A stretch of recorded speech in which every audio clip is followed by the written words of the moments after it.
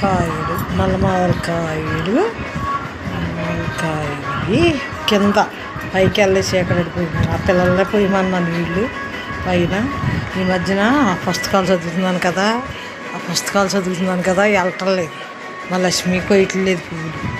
మొన్న రాడు సీనుని బతిమాలితే కన్నీ కోసుకొచ్చు గుత్తులు కోసేసాడు ఆడు. ఇగో అమ్మ రేపొద్దున మా దత్తకే ఈ పువ్వులేనండి. ఇవాళ ఏంటో కరివేరు పువ్వులు, నందివర్ధన పువ్వులు పట్టుకొచ్చింది. కొయ్యట్లేదు, వెళ్ళట్లేదు పైకి. బయట మా గుమ్మంకాడే 3 చెట్లు ఉన్నాయి. వాళ్ళు రోడ్డు మీద ఉంచట్లేదు, కోసేస్తున్నారు. ఇవాళ ఎవరు కొయ్యలేదని పట్టుకొచ్చి అవి పూజ చేసిన మా పూలు 10, అయ్యో 10 అలా సొక్కమల్లో 10 ఇస్తున్నాయి.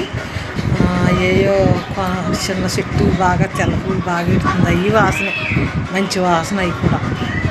ఇదేమో సిరపక్క తోటకూర మమ్మ పొద్దున కోసాను, లోపల పెట్టా కోసేసి. ఇదేమో పండగంట కళ్ళు బాగా కనిపిస్తాయి. పచ్చడి చేసుకోవచ్చు, పొడిని చేసుకోవచ్చు, పప్పులు వేసుకోవచ్చు. ఇవన్నీ ఫ్రిడ్జ్లో బాక్సుల్లో పెట్టి ఉంచాను, రోజుకో రకం అన్నట్టు.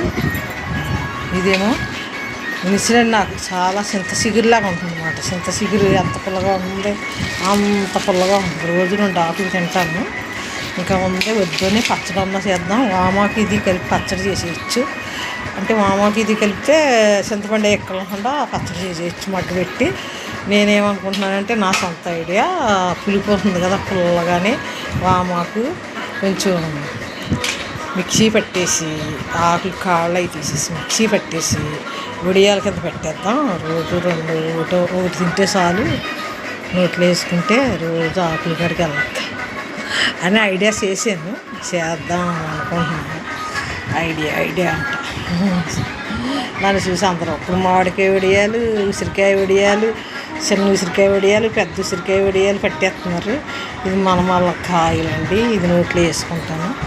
ఇది నోట్లో వేసుకొని తినేస్తాను. ఇలాగా సాయంకాలం చక్క చల్లటి గాలికి వెళ్ళి చెమటల పట్టీలాగా పని చేసుకుని ఇలా నోట్లో వేసుకుంటాను.